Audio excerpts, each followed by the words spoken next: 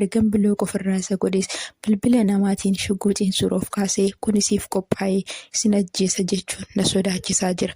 Namni kun yoon galees jireenya mataa koos jiraachuu akka hin dandeenyeef dhiibbaan irratti uuma jedhee yaada. Isa waliinis jireenya itti fufuu hin danda'u.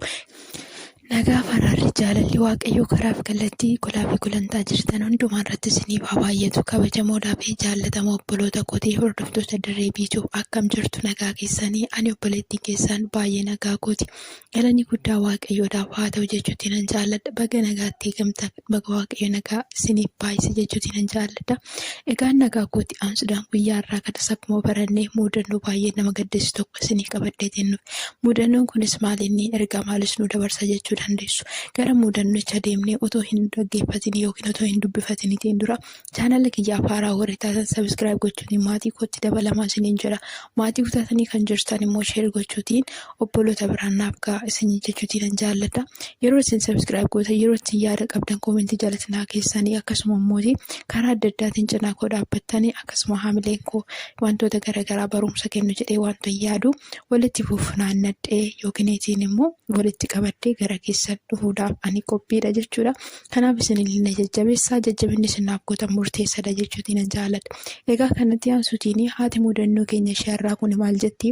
Otoo isin ta'e maal gootu isiniin jechaa jirti.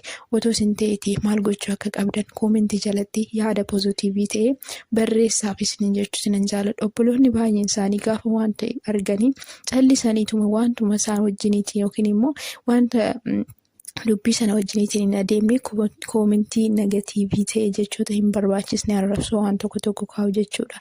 Kanaatiif namni tokko mudannoo isaa keessa dhaabbate yookiin bakka itti dogongore bakka itti kufe sanatti of yaadatee namni tokko akkana jedhee gaafa gara keenya dhufu tokko nu barsiisuu fi lama immoo nurraatii gorsa qabu yookiin immoo yaada nama sanaaf qabnu akka mootoo godheetii namni kun karaa isa sirriitti deebi'uu danda'a jennee yaada nuti qabnu nurraa fudhachuudhaaf jechuudha.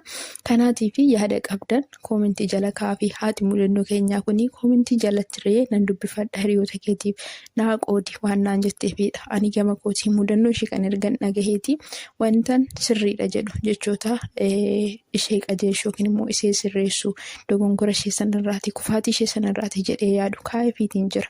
Akkasuma isheen hiriyoota koo biraan naa gahe obboleewwan irraa baratanis jiraachuu malu akkasuma immoo anas kan na barsiisan jiraachuu malu waan jetteef gara keessan isinii fidaa jira jechuudha. Akkas jedha mudannoon ishee.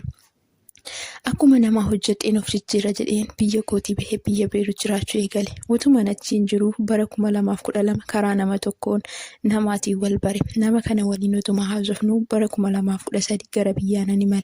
Yeroon gara biyyaa galu ani biyya turuudhaaf hin galle gara Dubaay deemuun barbaadan ture.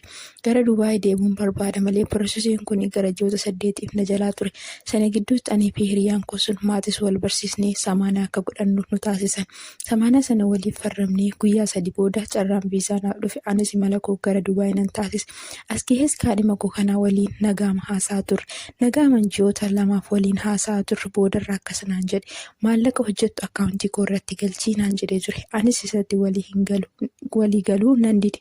Ati haadha manaa koo kan samaanati miti maaliif akkaawuntii koo irratti hin galchituu naan jedhe. Anis gaaffii kana gaafa naga'u hedduu nan qorame. Yeroo ittiin maaliif maallaqa akkaawuntii kootirra hin galchitu jedhuun hedduu na qorutti anis hin galchu jechuudhaan dhimma kanatti yookiin haasaa kanatti walii galuu nan dide. Sanuma keessa nagaan koo fi nagaan kaadhima koo gidduu jiru hedduu boora'ee ture. Kanarrattis yeroo dheeraadhaaf erga wal lollee booddee namoonni walitti nu araarsan. Namoonni walitti nu araarsanis malee waa'ee maallaqaa kanaan anitti walii hin galle. Kanumarrattiyyuu gaafa walitti araarfamnu innis itti walii galee anis itti walii galee.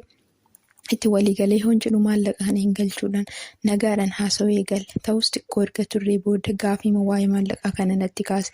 Kanarrattis maatiidhaanis wanta jiruu fi akkan isa hin barbaanne akkasuma samaanaa koorraa tarsaasuu akkan barbaadu itti hime. Isaanis si duukaa wanti ta'u tokkollee hin jiru hanaan jedhanii naaf deebisan. Ani dafee gara Dubaayitti deebi'uu wanta hin barbaanneef nama itti ergeen fedha keenyaan jireenya walii itti fufuu akka hin dandeenye beeksisuu akka qabnuuf itti dubbadheen ture. Innis yoon du'een alatti anis nama kan biraa waliin hin jiraadhu, isheenis akkasuma. Yeroo isheen galtetti wanta murteessu anatu murteessaa kan jedhu deebii kenneefii ture. Ani garuu biyya keessatti shamarran biraa waliin hariiroo akka qabu nan dhaga'an ture. Ta'us anis amma yeroo kanatti nama kan biraa waliin jaalala eegalee jira. Naman jireenya waliin eegale kanaanis wanta duraan ture waa'ee koo itti himnaanis rakkoo hin qabu jecha jedhuun na simatee jira. Haga yoonaatti jaalalaa fi kabajaa waliin jiraachaa jira. Namni ani jaaladhe kun nama naannoodha. Nan beekas garuu ergan gara Duubaay dhufee jaalalaan walitti dhiyaanne. Haa ta'u malee inni suni ammas hedduu na jeeqaa jira. Jireenya mataa keetii eegale ani gaafan dhufe samanaa kisirraan hiika waadadhas jedhee itti dubbadheen ture. Innis kana na dhaga'uu hin dandeenye waan ta'eef ergan biloo ofirraa isa godhees bilbila namaatiin shugguuxiin suuroof kaasee kunisiif qophaa'ee sin ajjeesa jechuun na sodaachisaa jira.